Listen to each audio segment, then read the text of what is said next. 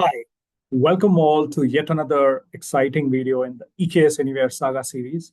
And this time around, we will be playing around with the concept of GitOps as it specifically applies to managing EKS Anywhere clusters with Flux. Now, most of you, I would assume, would have played around with Flux version 2 GitOps controllers in more than one ways. And it's a very typical thing to be using these controllers like Flux, Argo CD, Fleet, and many more in the context of application deployment. And while that is true, we will see how the GitOps principles, the same principles of cloud native deployments, can be actually used to manage EKS anywhere clusters. Now, as such, if you recall and recollect, the cluster is nothing but an expression of a YAML file. And eventually, it's a cluster config that's persisted as a YAML file, right? So that's the configuration.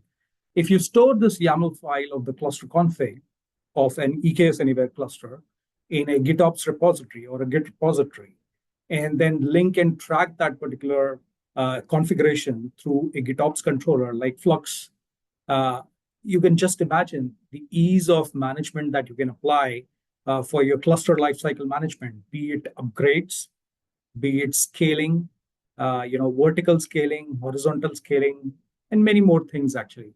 So we will see how EKS Anywhere brings this impressive native integration with Flux, and that's what we will use to actually, do the lifecycle management of a cluster. Now, allow me to share my screen, and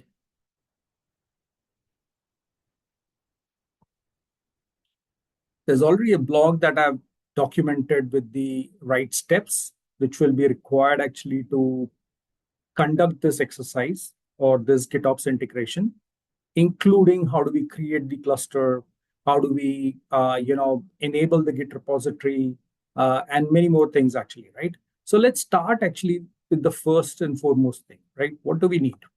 Since we are doing a GitOps-based integration for EKS Anywhere, to start with, we need a GitLab repository or a Git repository. Now, for any enterprise, it's very typical to use a GitLab or a similar repo. So we will, in our lab, use a GitLab host basically to, preserve our repo here. So I have already a GitLab instance running. Okay. And you can see the URL is gitlab3.poc.thecloudgarage.com. It's running on port number 10443. As of now, there are no net new projects actually available, or this is a fresh, so you could have an existing GitHub, a GitLab host, or a new one, doesn't matter. Let's create a project here, okay? And we will create a blank project. Let's just give it, let's say, root. So my project URL, root, and my project slug will be, let's say, GitOps demo, okay? So that becomes my end-to-end URL with the host, port, root, and GitOps demo, right? We will create a private project, and let's create this empty project. So this is the first prerequisite. You need a blank project to be sourced as a GitOps repository for your Flux controller running on the EKS Anywhere cluster. So we've already created this particular project. Now we need to, since the communication between your Flux controller and the Git repository occurs through SSH, we need to create the SSH keys and link it with our GitOps repository and whatnot. So let's go ahead and create a key for the user, let's say admin@cloudgarage.com. Do this. Okay. So I'm just going to go with some defaults here.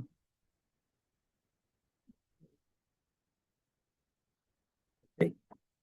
And we will just apply the right permissions for the key.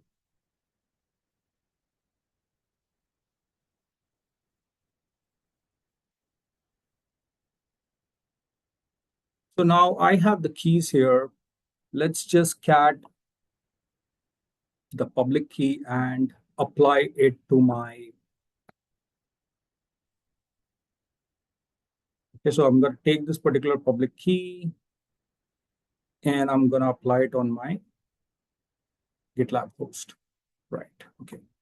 So let's put the key here. Let's add a new key.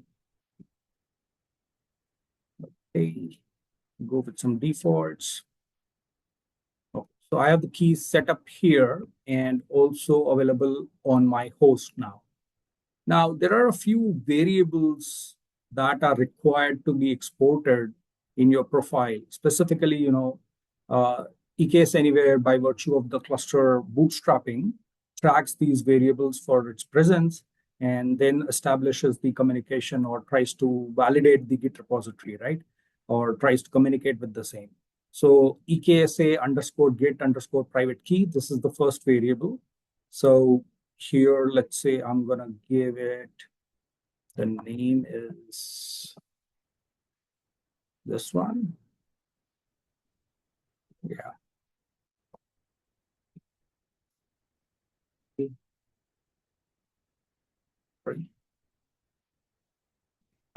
Okay, so for now, I've already exported these, so I will not go through this again, but let me just correct this here.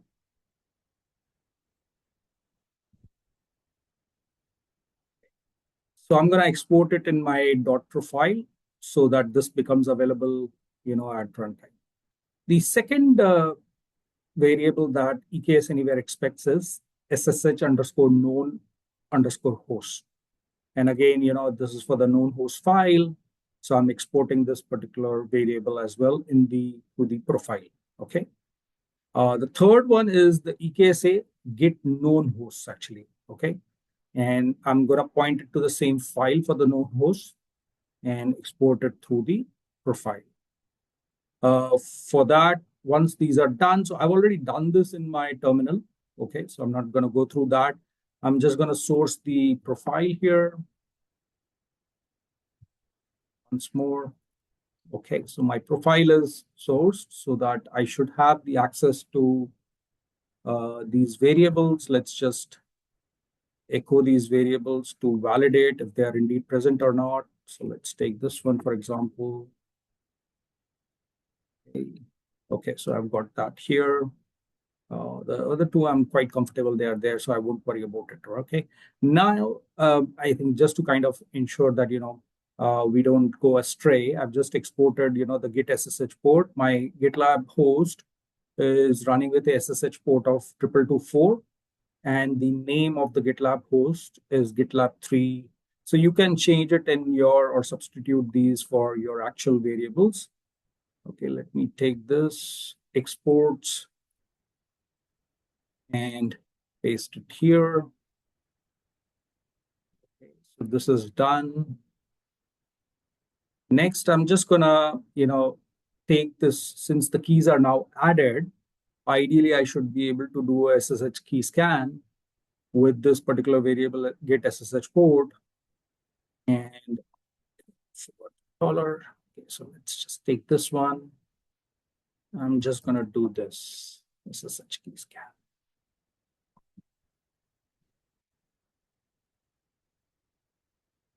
Okay. So now those keys are persisted. I'm also going to just, run this particular command so that my SSH agent is aware of the keys, the private keys. Okay. So this is done. So these would be some of the prerequisites, just setting the SSH keys rightly for proper communication.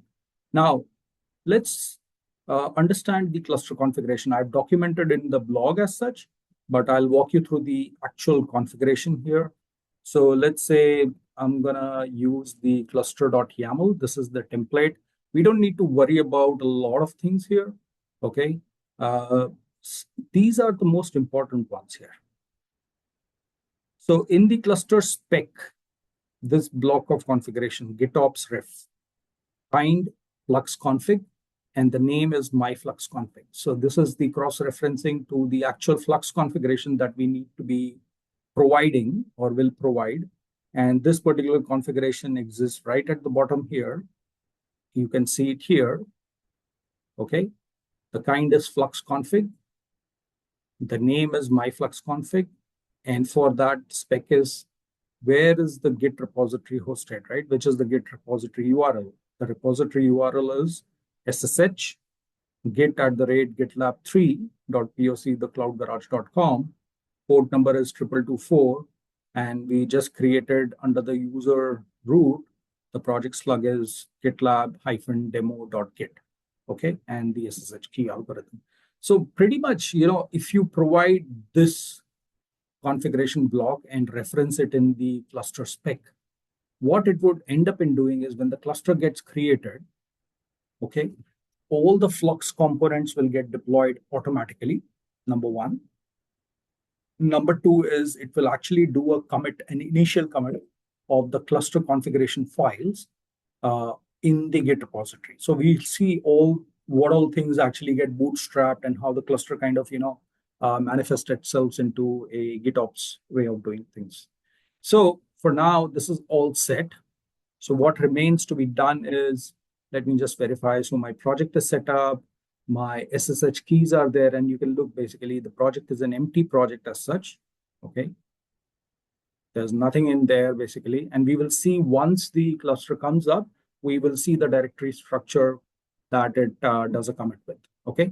So let's go ahead and create the cluster.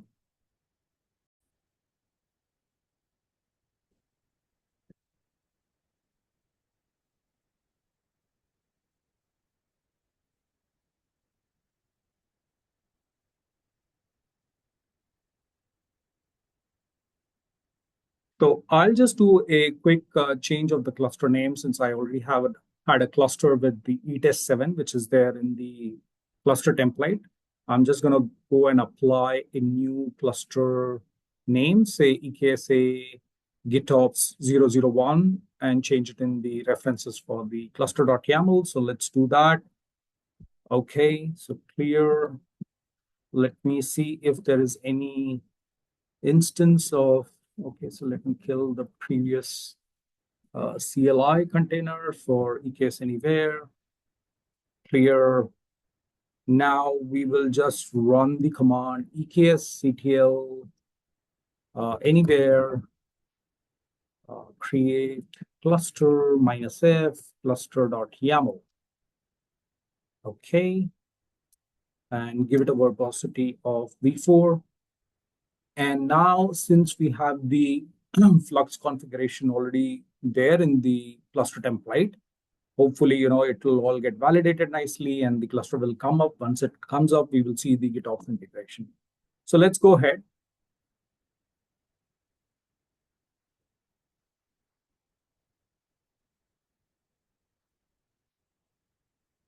Okay. So we can see that the validations have happened, which means our configuration is valid. Not only our configuration is valid, but it will also try to establish, or validate the communications to this particular GitOps repository. Now, if you have been on the wrong side of configuration, either with the SSH keys or with the repository names or the host name or anything like that, what you would typically end up in seeing is that the validations will fail here itself, actually, right? So this is good since we are going ahead and, it's going ahead, executing the cluster creation, all is good, actually, okay? So we'll just wait for this to finish. It's a typical process where you will see the cluster creating, and then the various logs, right? So they'll pop up. I'll just finish for the cluster to get created. Once it's done, I'll resume the recording then. Let's wait. So we can see that the cluster has finally been created. Okay. So it's a successful cluster creation. And let's just look at a couple of things now. Okay. So if we go to the cluster directory, which is auto-generated by just set the,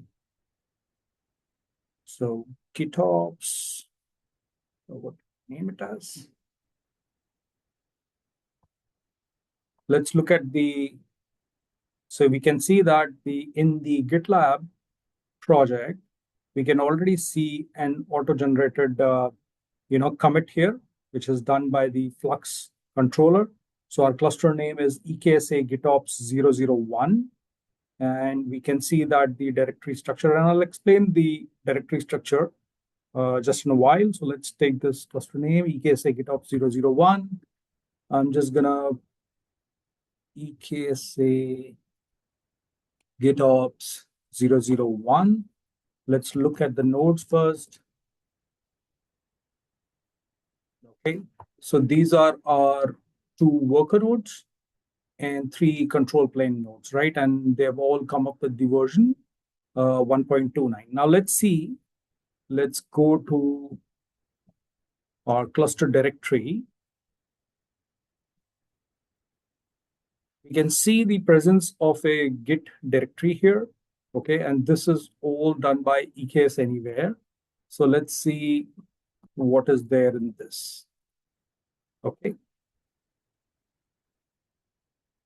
So let's go to GitOps demo. And we can see how the generally speaking, the way the manifests are generated for the commit is that you would have the clusters as the top directory, or under the project, the first directory would be clusters, because EKS Anywhere has this concept of management clusters and or standalone clusters or management clusters, and then followed by other workload clusters that can be managed through a management cluster and all that. The hierarchy is very important. So generally, the first directory that occurs is clusters. And if we go into clusters, okay, you will see that there is a directory created by the name of the cluster itself. In this case, EKSA GitOps 001. Okay, so let's go to that directory. And you will see further below. So since the management cluster and the workload cluster is the same here, it's a standalone workload cluster, right? Meaning the management cluster and the workload cluster is the same. So you will have under the management cluster name, which is also the workload cluster, but the way the hierarchies would be clusters, the name of the management cluster, and then the name of the workload cluster. So in this case, the name of the workload cluster is also the same. So CD EKSA 001. And this is all done by EKS Anywhere tooling of how the structure hierarchies are maintained. So we have EKS system. Inside of that, the namespace typically under which the cluster configurations live.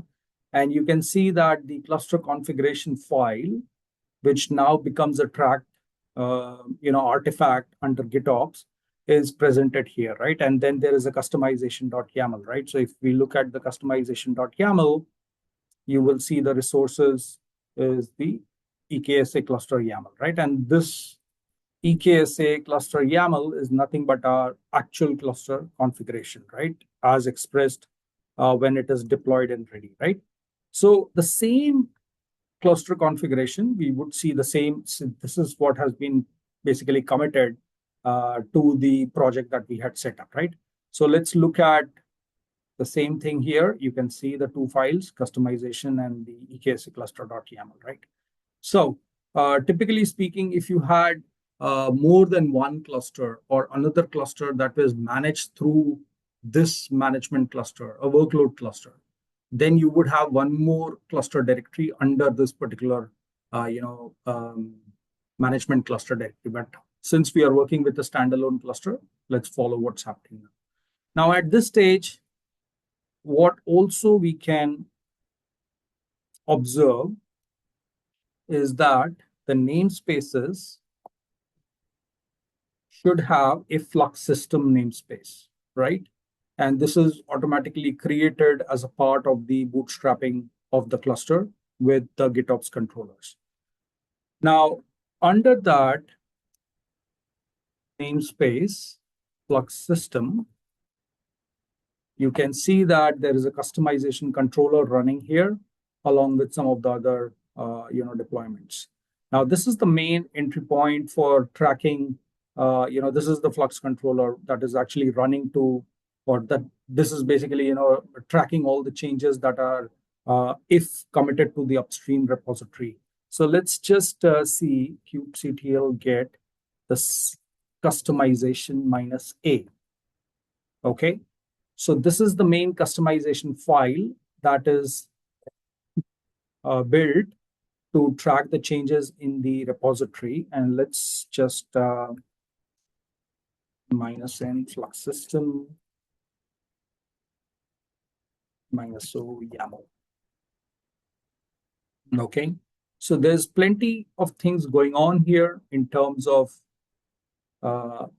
what it is going to track. So the track is basically what it will track for changes is this path, clusters, EKS GitOps 001, right? And the source ref is the Git repository and the name is the Flux system. Now let's see basically if indeed there's another CRD which is of the type or of the name Git repository. So kubectl get Git repository -a. So you can see that in the same namespace, Flux system, there is a, by virtue of presenting this particular URL in our cluster configuration for the Git repository, it has created a CRD with the name, this is the URL presented for the Git repository. So this becomes a tracked item actually for the repo, right? And it should have also created a secret to communicate with this particular Git repository. So we can see that there is in the, so basically this is the secret which will actually apply to this particular Git repository. Okay, that's how the setup is. Now, let's come to the main points. Now, since we have the cluster configuration committed and everything is tracked, if you don't want to manage the cluster, so be it, you can now go ahead, under this particular directory, if you, commit any new files, deployments, or Helm, repos and things like that, they will automatically get deployed onto your cluster. That's a typical thing, right? How Flux will track changes in your Git repo and then deploy those applications. That's a typical thing. Here, what we want to do is, since our cluster configuration is also now a tracked item, let's depict one use case, the first use case. The first use case is going to be a mixed kind of upgrade. I'll try to kill two birds in the same shot, which is one, we will change the Kubernetes versions, okay, running on our node. So the Kubernetes upgrade. Second is we will also do a vertical upgrade of the nodes, worker nodes, let's say that, right? So I am just going to, okay, we can do it from here or we can do it from the web ID. Let's take the web ID. Easier for me. Sorry. Okay, let's take it from here itself. Okay, so what are we going to do? I'm right now in the repo. I can do it on the terminal and do a recommit. I will simply, to ease up some of the effort, I will just do it here, make the changes live on the repo itself, actually. Okay, so our Kubernetes version, we will change it to 1.30. Okay, now let's make a note of what we have right now. So if we say kubectl get nodes -o wide, we are seeing that the version is 1.29. And what else? Yeah, this is about it. Let's make this as 1.30. So what will happen is basically our nodes should start upgrading. Plus, I have to also change the reference for my file here, the image itself, which will be 1.30. I already have that actually present, so that should not be a challenge. 1.30. Okay, so this is the first change that we are going to see, which is the upgrade of the Kubernetes versions actually on the nodes, and both nodes basically, the control plane node and the worker nodes. Second is what we also want to attempt is, let's say, the number of CPUs in this case. I want to make it as 8. So it's going to depict that on the worker nodes, we are also undertaking a vertical upgrade. Okay. And let's make the memory as, let's say, 16,384. Let's say 16 gigs. Okay. Now, why am I doing this? In the interest of time, anyway, when you do a Kubernetes upgrade, a new node will be created, right? So it's better actually to use this time to kind of, fuse in two use cases. One is a vertical upgrade and a Kubernetes upgrade itself. Not a compulsion as such. You can take these individually. So the moment I commit the changes, okay, this should trigger a reconciliation. kubectl get customization -a, kubectl describe customization. Name is Flux system.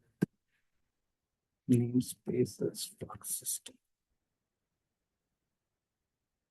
Okay. So it'll take some time. We will just wait for that reconciliation to occur.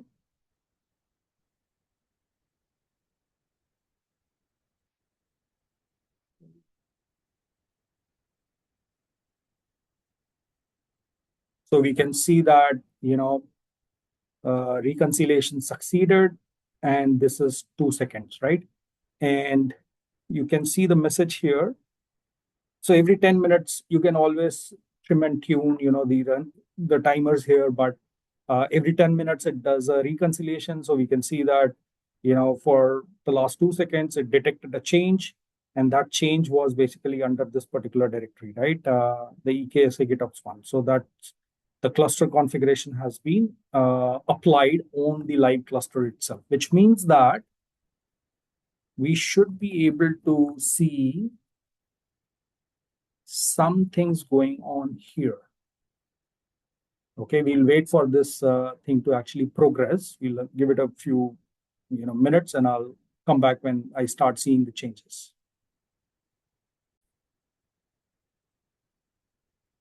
So we can see now that a new node not ready, right? So has been created with the age of 10 seconds. So this is a control plane. So now we have 5 nodes, and all 5 nodes with a rolling upgrade have to be changed over to the new configuration, which is, you can see it's coming up with a version 1.30. And we will also see the memory and the CPU configuration of that. kubectl describe node. Let's see. Minus n. Let's see this one. Okay, where is our configuration?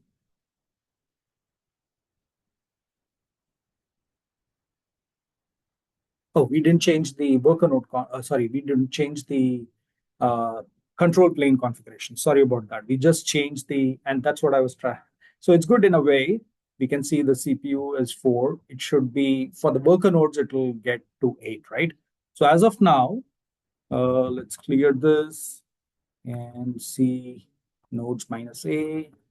So we can see that the earlier control plane node has been destroyed, and the new control plane node has been joined in the cluster, right? So you have 2 control plane nodes with 1.29 versions and 1 control plane node with 1.30 version, right? Practically, this will go on node by node and node by node till all the control plane nodes come to a steady state with the desired state equals to the state that is there in our GitOps defined state, actually, where all 3 will be at 1.30, and then the upgrades for the worker nodes will be taken up actually. So we'll wait for those changes to occur, and I'll keep pausing and resuming so that we get an accurate view of what's happening. The second control plane node, now the scheduling is disabled on that, and yeah, the one which is supposed to replace that, this one, 31 seconds, has been created, and we can see it has also come up with 1.30. Let's drag this to completion. Okay, so this is now, the second one is ready, and slowly it will kind of, move, it'll basically, kill this one. Okay, let's wait, give it some more time. So progressively, we can see that the the third control plane node, which is supposed to replace, has popped in with a status not ready yet. And the previous one, which is the last of the control planes, which is with the 1.29 version, the scheduling is disabled there. Once this gets ready, the pods will move out, and then we will have a full set of control plane nodes, which will be on 1.30. Let's wait for that to occur. Okay, give it some more time.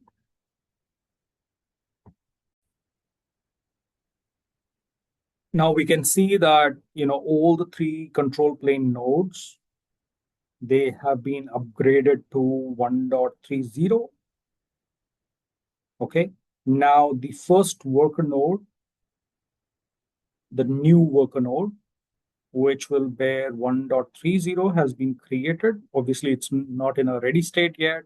It will progressively build out, and then, the previous worker node should be disabled and all that, right? So let's describe more importantly. So this is the new worker node, and 1.30. Let's describe this node and see our vertical upgrade as well, if that has taken effect. So describe node. Let's see this node. So YAML, sorry.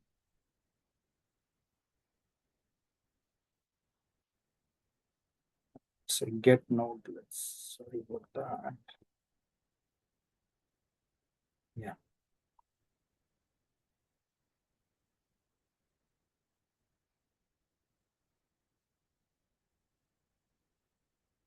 Okay. Now we can see the CPU like, we had configured it in our GitOps repository. The CPU has indeed been upgraded to 8. So the new node that is actually now being created will be vertically upgraded, or is actually upgraded from the previous count of 4 CPUs to a count of 8 CPUs. And the memory is also changed to 16 GB versus the 8 GB, right? So practically speaking, what you are seeing is a mixed upgrade or actually a bundled upgrade, where you are not only upgrading the versions, but also the the capacity on this particular node, right? So we'll wait for these changes to occur now. And obviously, you can see the second one also. I think, yeah, this is the second node now. The first node is already into action. The worker node, it has already joined the cluster. The previous one is killed off. This is 1.30. The second worker node, which will be the new worker node, is now being created. And finally, this will be killed off, right? Let's describe this as well. Get node, or this node minus O YAML, and this also should have a CPU of 8 and memory of, yeah, so CPU is 8 and memory is 16. So there we have it. We will wait for this upgrade to go through. Okay, there we have it. So the entire cluster now is bearing 1.30 as the Kubernetes version, and your two worker nodes have also been vertically upgraded. Now, this is the emphasis is that this was all done in such a seamless manner. While I, did a narrative on that, but what did we actually do is bootstrapped our cluster with a few lines of configuration to instill Flux and GitOps integration, our Git repo integration. And then once the files are built out or committed to the project repository, we just can now play around and manage our cluster from the repo itself.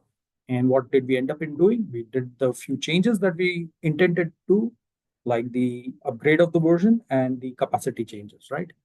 So that is one use case. Now, let's look at one more use case, for example.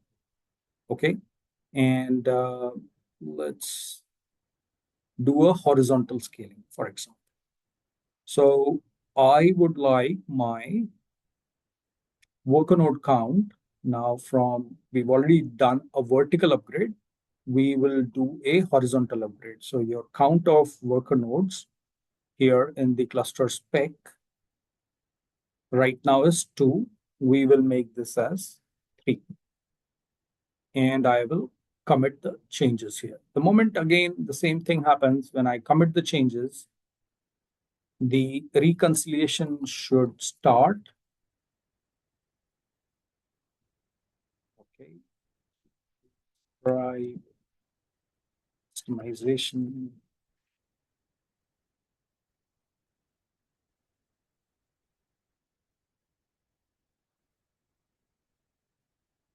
Okay, let's just wait for this customization to occur.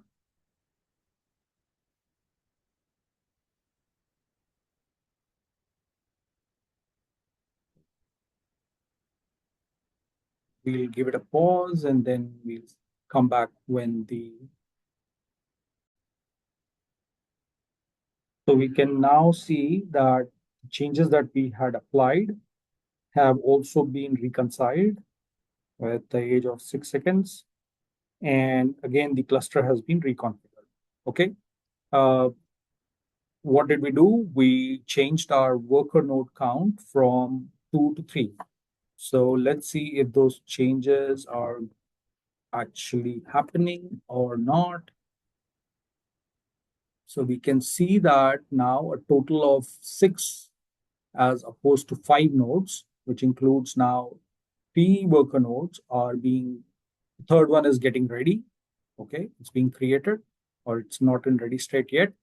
But that practically explains or highlights how you can use the GitOps method to do a couple of things: upgrades, vertical scaling, horizontal scaling, scale out, scale in, whichever ways you look at it, right? Now, this can, while this is being done in a virtualized stack, I mean, EKS Anywhere is running on a virtualized stack with VMs, but this is also possible with bare metal configurations. So not a problem, actually. You do the same thing. If your nodes are already present, okay, for scaling, they're already a part of the hardware configuration, the hardware inventory. You can include those, exclude those, scale out, scale in, by virtue of a GitOps configuration. Likewise, for your upgrades and all that, you can do it through a GitOps configuration. So it applies to both the virtualized, EKS Anywhere clusters or to, bare metal clusters. Let's wait for this to finish. Okay, so we are done, and it's quite quick actually. If you see the way the entire cluster gets a changeover. So we have 3 control plane nodes, 3 worker nodes, all at 130, and all 3 worker nodes now, since they bear the new configuration, they should all be having 8 vCPUs and 16 GB RAM. We can also do a scale in. I mean, needless to say that it'll happen, but let's just, let's just make it happen and see it for ourselves. So that will be an end-to-end demonstration. So let's do a scale in. Let's make our worker node count back to 2. And we should then see the node getting killed off.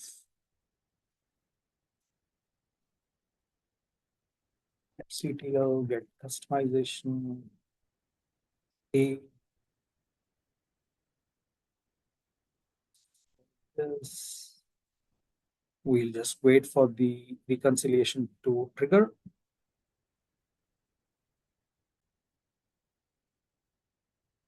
So we can see that the reconciliation has occurred, and this time, the change is to scale in. Okay, with worker node count moving back from 3 to 2. Let's see if this has triggered the actual change. Okay, and that was quick actually. We are back to our original status in terms of the count of nodes. So you have two worker nodes and three control plane nodes, but all in an upgraded situation. So yeah, I hope this short but narrated demonstration highlights how you can use uh, a native integration of EKS Anywhere with Flux GitOps.